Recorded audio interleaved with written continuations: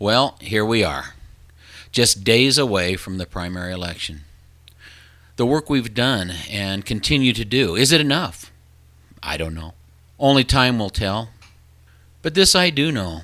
Regardless of the results at the polls, we have made serious inroads. We have people engaged in fighting for freedom, for liberty. And I also know this. Along the way, I have met some of the most amazing people. True patriots who have stood by me, encouraged me when I'm down, laughed with me when I have small victories. And these people are truly reminiscent of the founding fathers.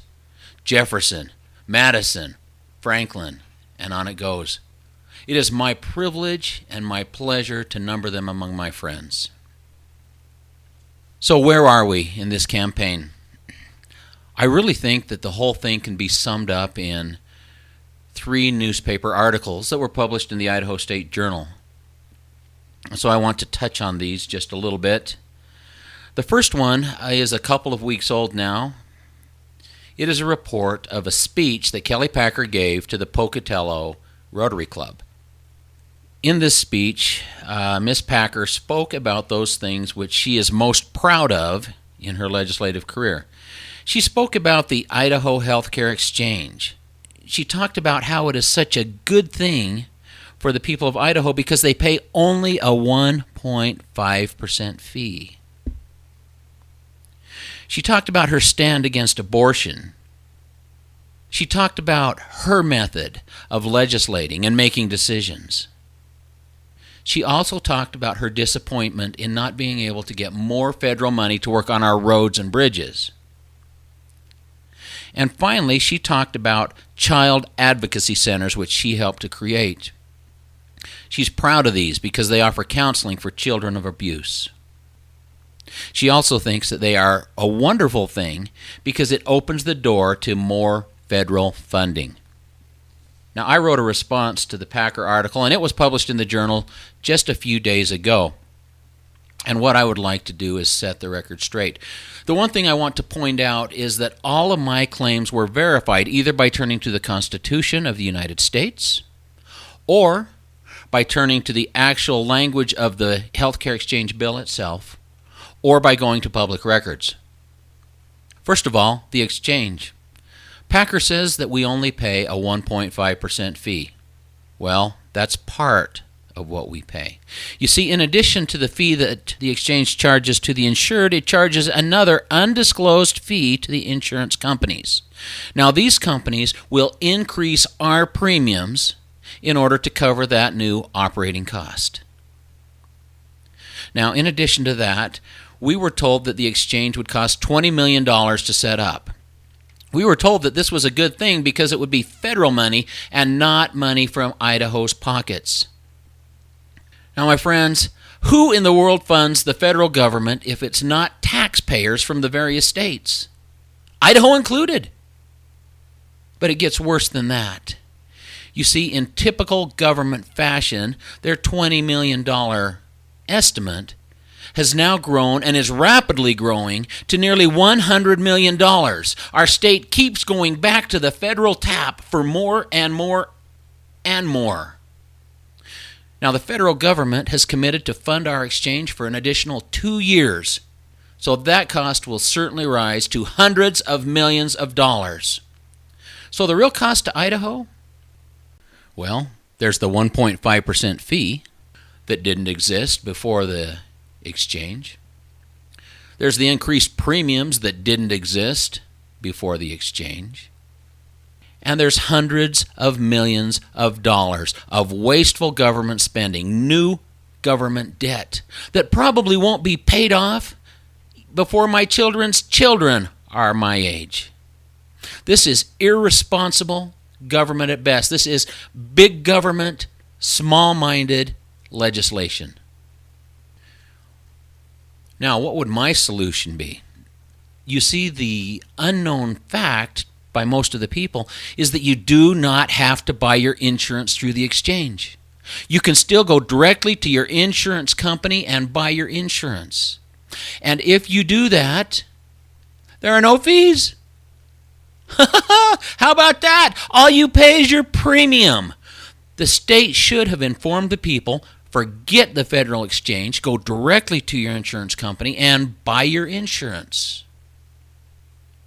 And then we could have spent all that time and energy that went into that ridiculous exchange fighting Obamacare. Here's something else about the exchange that you need to know. Packer claims to be pro-life. When it became apparent that the exchange was going to become law in Idaho, a group called Idaho Chooses Life brought an amendment. It was only 2 sentences. It said that the people of Idaho, the insurance buyers, would have a right to either include or exclude coverage for medical abortions. Medical abortions. What in the world are these things? Well, this is a new type of abortion. It's popular. It's growing. The reason people like it is because it is more affordable and more convenient. You actually have your abortion at home, and it's very difficult to track. Medical abortions are when a woman swallows a few pills and it causes her body to expel the child. You may remember a case just recently when a woman aborted her own child after 5 months of gestation. And then she took the tiny body of her own child and set it on her Pocatello porch to decompose. That is medical abortion. Is Kelly Packer pro-life? I don't think so. You see, what happened is that the wizards who brought us the exchange were afraid that by approving this amendment, they may not get their exchange approved. And so what they did is they put the health care exchange on one side of the scales, and they put the life of innocent children, hundreds and thousands of innocent children, on the other side of the scale. And they decided that the exchange was more important than life. So they killed this amendment. And now every insurance purchaser through the exchange is mandated to purchase coverage for medical abortions against our will and in many cases against our religious freedoms. Here's another thing about the exchange. It was created and set up to be a non-state agency. Now, I don't even know if that's appropriate or even possible. How does the state create something that is not of the state? But they set it up that way, and the employees are not state employees.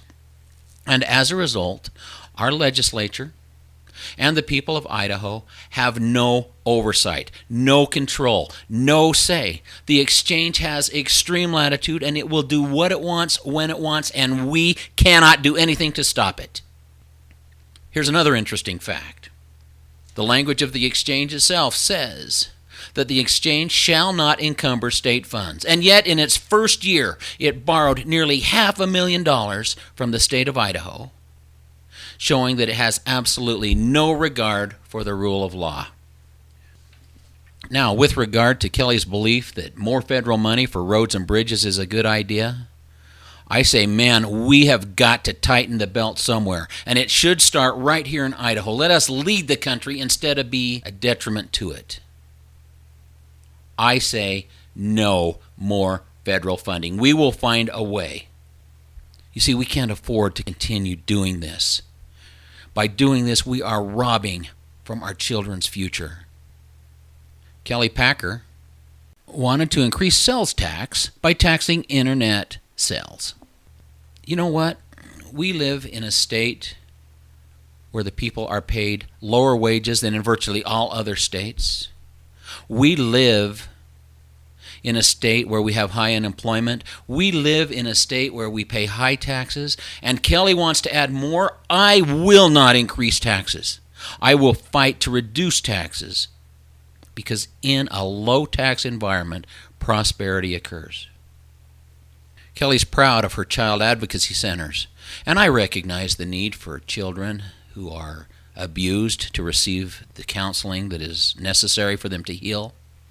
But all this advocacy center nonsense did was create new regulation and new operating expenses for our existing counseling organizations. It's ludicrous. It's bizarre. It's stupid. You see, the medical health industry already knows how to certify the competency of these different groups and to police itself. And that's what we should do. But now we have the state policing and certifying and charging and regulating the private sector.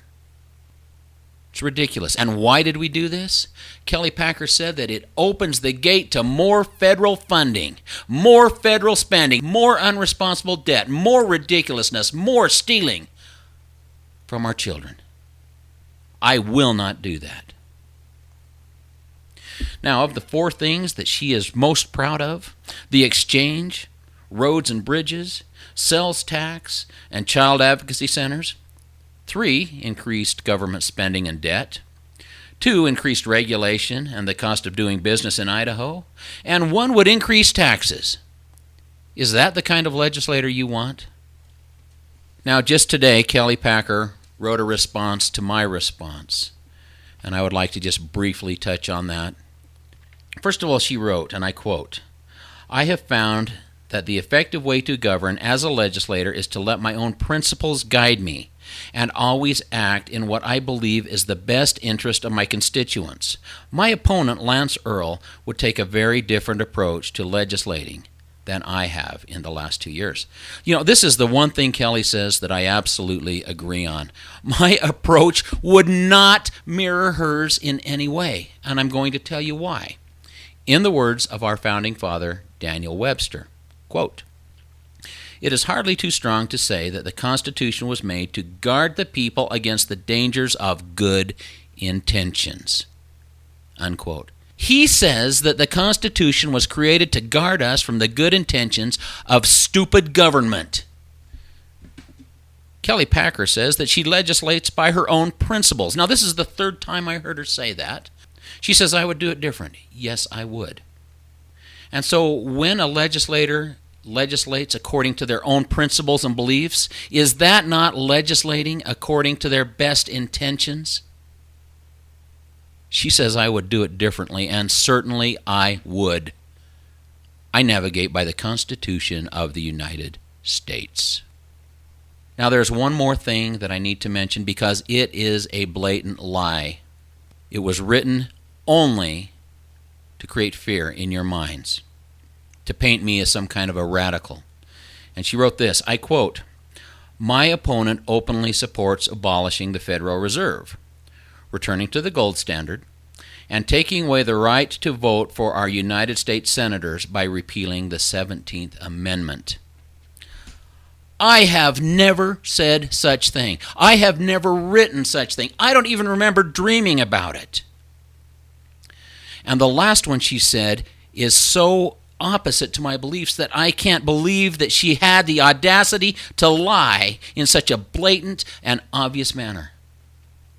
I would never take away the people's right to choose their own representatives. I would never take the people's right away to choose the senators that represent them in Washington. Now, here's an interesting fact. This article was posted first in the online version of the Idaho State Journal.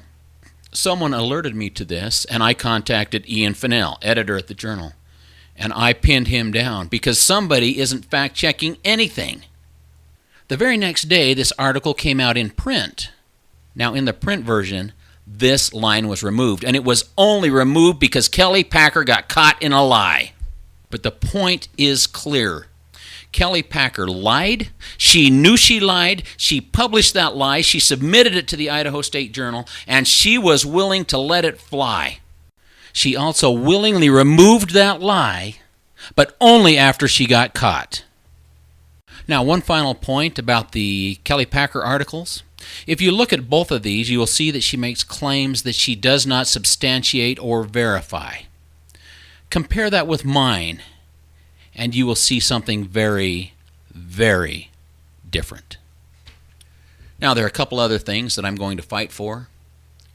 First of all, I'm very opposed to federal control of our local schools. You know, before we had the Department of Education, America's education system led the world. And now, since we created that department, we have had Race to the Top, No Child Left Behind, and now we have Common Core. All of these have failed. All of them will fail. And now that we've had some 40 years of federal control of our education system, where do we rank in the world? 36th. 35 other countries produce children who are better qualified, better able, better prepared to serve the world. We need to go back to local control because that is the only time that we led the world.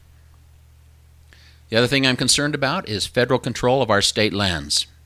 The Constitution states that the federal government can have no jurisdiction over state lands except for those that exist beneath military bases, dockyards, and federal buildings. Yet, the federal government owns 63% of Idaho. If we want to get out of our financial slump, we must control these lands. We must sue for these lands based on constitutional guarantees. And when we do that, we can begin to tap our resources. We have oil, natural gas, minerals, and timber. We have grazing. All of this money can come to us. We can manage our lands.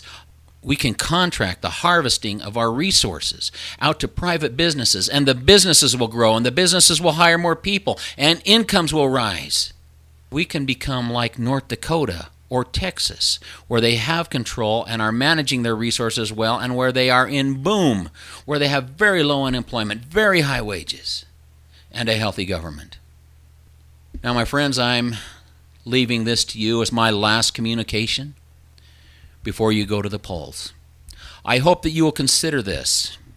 I hope that you will look at the articles that Kelly Packer wrote and the articles that I wrote. And if you do, you will see that in my article, everything was verified and validated. In Kelly Packer's article, she referred to no outside information that could support her stance.